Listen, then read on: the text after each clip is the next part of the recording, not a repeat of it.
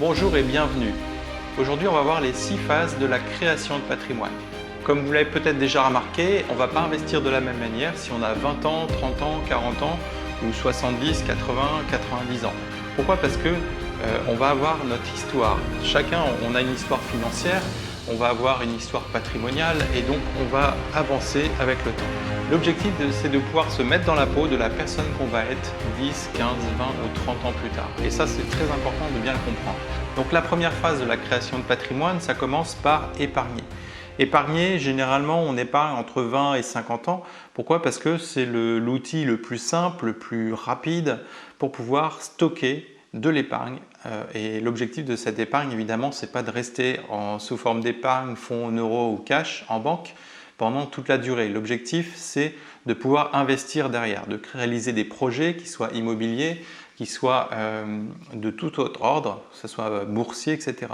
Donc cette première phase est entre 20 ans et 50 ans à peu près. C'est là où finalement on va le plus épargner. Ensuite, la deuxième phase, c'est la capitalisation. Donc on va investir, mais plutôt sous forme financière. Dans un premier temps, c'est plus simple. Donc capitaliser, ça parle de bourse, ça parle de crypto-monnaie, ça parle de fonds, de SICAV, etc. Donc on va avoir des instruments, des supports pour pouvoir faire fructifier notre argent. Et donc cette phase de capitalisation généralement démarre autour de 25 ans et s'arrête à peu près au moment de la retraite, donc vers 60 ans.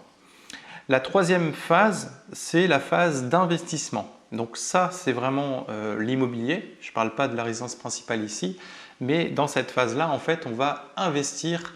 L'objectif, c'est de pouvoir créer ce patrimoine-là de manière plus efficace, donc utiliser l'argent des autres, utiliser aussi le levier du crédit.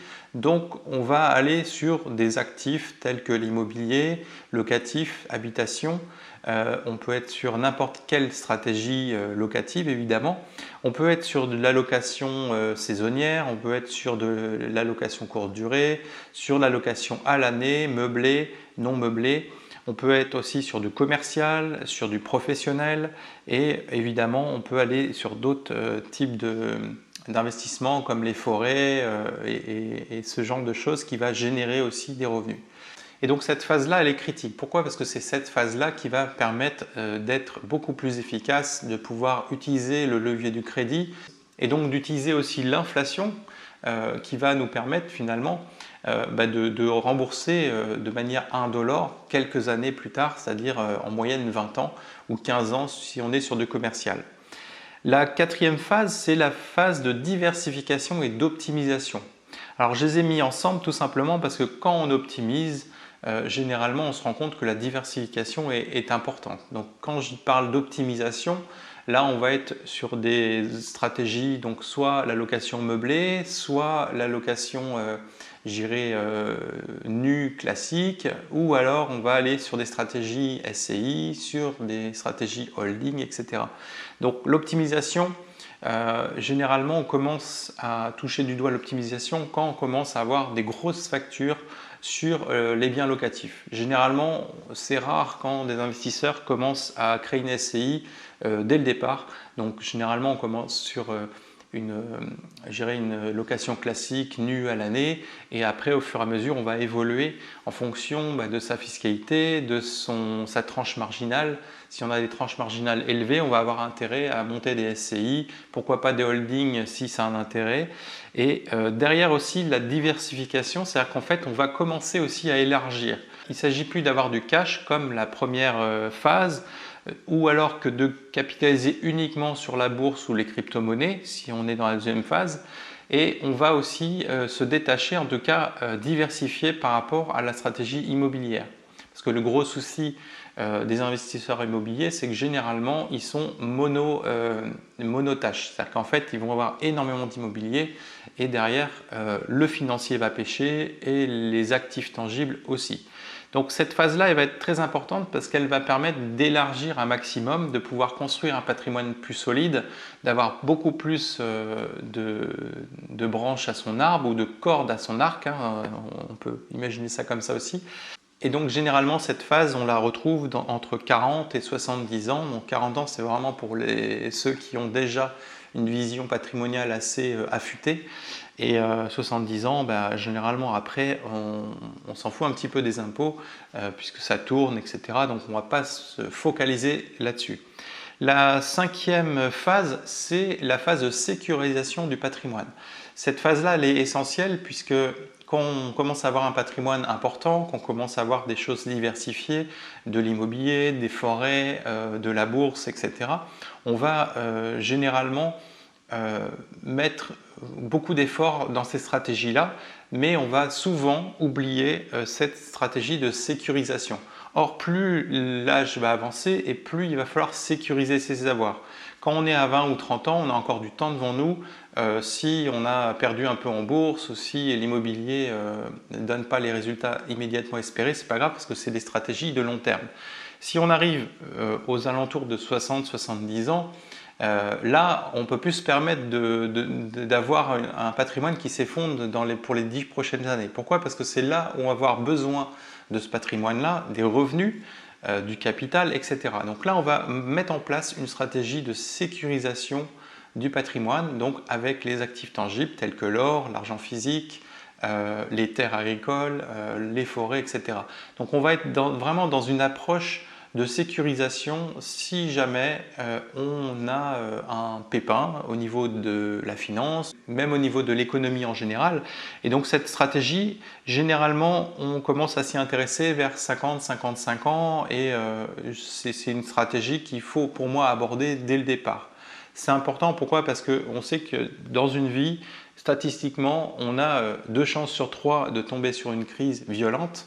Et donc, quelque part, il faut s'en protéger.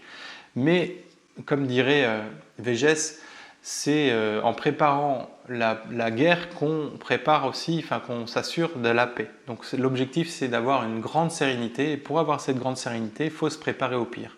Et en se préparant au pire, en fait, rien que de mieux que de sécuriser son patrimoine, de telle sorte que ce qu'on perd d'un côté, on le gagne de l'autre, ça s'équilibre.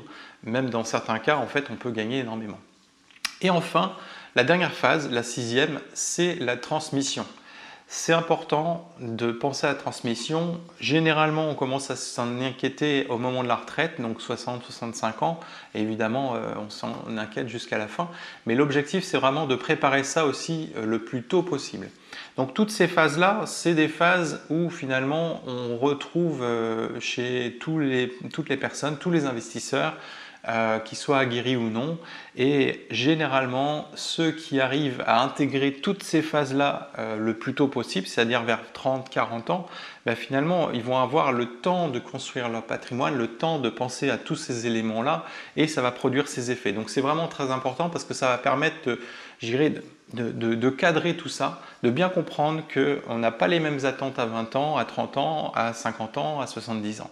Et ça, c'est vraiment important parce qu'on peut changer d'avis. C'est ça qui est important. D'ailleurs, on change souvent d'avis parce que, par exemple, quand on va commencer à investir en bourse, on va tester, on va voir et avec le temps, on va se rendre compte que finalement, c'est pas mal, mais on prend beaucoup de risques pour des résultats qui sont assez limites. Sauf si évidemment on a des gros revenus et à ce moment-là on peut se permettre de perdre de l'argent. Mais quelque part, il va falloir comprendre qu'il n'y a pas une seule stratégie de réel, il n'y a pas que la bourse qui fonctionne, il n'y a pas que les crypto-monnaies, pas que l'immobilier, pas que l'or et l'argent physique, pas que les forêts, mais c'est un tout. Et l'objectif de ça, c'est vraiment de comprendre qu'il y a des aspects qu'on n'a pas encore, qu'on n'a pas encore appréhendés. Soit on est trop jeune, soit on n'a pas forcément des gens dans notre entourage qui peuvent nous sensibiliser à certains aspects. Et donc, l'objectif de cette vidéo, bien sûr, c'est de comprendre que vous allez changer d'objectif avec le temps. Et donc, quoi de mieux que d'arriver à intégrer tous ces objectifs dès le départ dans votre stratégie. Et là, vous allez gagner 20-30 ans sans problème.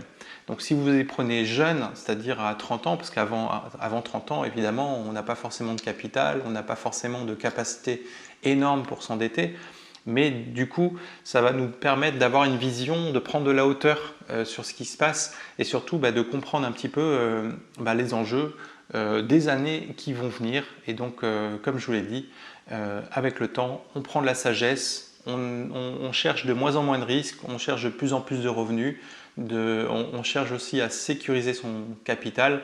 Donc l'objectif, c'est justement de bien comprendre tout ça pour éviter de tout flamber à 20 ou 30 ans ou à 40 ans parce que finalement on pensait avoir une bonne idée. Donc voilà un petit peu l'objectif de ce graphique. Donc j'espère qu'il vous aidera. Et donc si je résume un petit peu la situation, et c'est là l'objectif, c'est qu'on a ces 6 phases. Donc la première phase, j'appelle ça une phase de lancement. On épargne pour lancer un projet, pour lancer un fonctionnement, pour finalement commencer à faire quelque chose de son argent. La phase 2, c'est la phase d'installation. On commence déjà à faire travailler l'argent. La phase 3, c'est la construction. Construction parce qu'on va commencer à construire un projet, construire des projets, un patrimoine, des choses très concrètes qui vont générer des revenus 20 ans plus tard. Et la phase 4, ça va être l'optimisation. Évidemment, plus tôt on va le faire, plus ça sera efficace. La phase 5, c'est la sécurisation. Pareil, si on commence déjà à avoir des revenus du capital, on va commencer à en sécuriser une partie et plus le temps va passer, plus cette partie va être importante. Et enfin, la transmission, il faut y penser. Pourquoi? Parce que il y a quand même, je dirais, on n'est pas éternel. Il faut aussi pouvoir transmettre dans de bonnes conditions, faire ce qu'on a vraiment envie de faire. Pas donner trop tôt, mais pas donner trop tard non plus. Donc ça, c'est vraiment, ces 6 phases-là, elles sont essentielles pour bien comprendre comment construire votre patrimoine efficacement, comment le sécuriser et comment, j'irais, profiter un petit peu de cette stratégie de projet. L'avantage quand on est dans ces phases-là, l'une de ces phases-là, c'est que vraiment on se concentre, en tout cas, j'irais la 3, la 4, la 5 et la 6, c'est qu'on va vraiment se concentrer sur autre chose que l'actualité. Si l'actualité n'est pas hyper belle, en ce moment c'est le cas, et on va se concentrer sur des projets immobiliers, sur l'avenir, et donc ça va nous donner une grande sérénité. Bien sûr, si on sécurise tout ça, derrière on n'aura rien à craindre de tout ça, et donc ça va être vraiment intéressant. Et donc si je regarde un petit peu, si je résume un petit peu la stratégie, en gros, elle se résume à 4 axes principaux: protéger, investir, capitaliser et optimiser. La gestion de patrimoine se résume à peu près à ça. Donc l'optimisation, c'est tous les moyens de réduire la fiscalité. L'objectif, ce n'est pas d'avoir une fiscalité zéro. Le seul moyen d'avoir une fiscalité nulle, c'est de ne pas travailler ou d'investir dans des investissements qui rapportent quasiment rien. Protéger, évidemment, là on parle d'actifs tangibles, réels, qu'on peut toucher, donc ça c'est important. Est-ce que cette table est bien là? Est-ce que j'ai bien mon actif à côté de moi? Est-ce que le temps ne va pas détériorer sa valeur, comme c'est le cas pour le cash ou les obligations d'État? Et donc la protection est essentielle, puisque va nous donner aussi cette grande sérénité, quoi qu'il arrive. Investir, c'est important parce que c'est là où on va faire l'effet de levier. C'est très différent de la capitalisation. Capitaliser, c'est je vais gagner un petit peu, mais finalement l'inflation va me reprendre une partie de ce gain, les impôts aussi, et donc du coup, même avec l'optimisation, même avec des PEA, des choses comme ça, il va falloir avoir une stratégie bien claire, puisque c'est quelque chose qui est beaucoup moins intéressant sur le long terme, et il y a beaucoup de mensonges en fait dans ces placements financiers, beaucoup de mise en avant marketing, alors que dans l'investissement, on va avoir quelque chose de concret qui va se payer avec l'effet du levier, du crédit, et on va se retrouver avec un patrimoine qui va être beaucoup plus gros, beaucoup plus rapidement et avec moins d'efforts. Donc c'est vraiment les 4 axes qu'il faut que vous travaillez aujourd'hui avec ces 6 phases que je vous ai présentées juste avant. Soyez bien conscient qu'avec le temps, les objectifs varient et il faut pouvoir se mettre dans votre peau 20 ans, 30 ans plus tard. Comme ça, ça vous permet de gagner énormément de temps, d'aller droit au but, de mettre en place des stratégies qui fonctionnent, qui sont peu risquées si vous n'aimez pas le risque, en tout cas qui vont vous permettre de mieux comprendre, de mieux appréhender ce patrimoine. Voilà, c'est tout pour aujourd'hui. J'espère que cette vidéo vous sera utile dans la vie de tous les jours et surtout dans vos stratégies patrimoniales. À très bientôt, au revoir.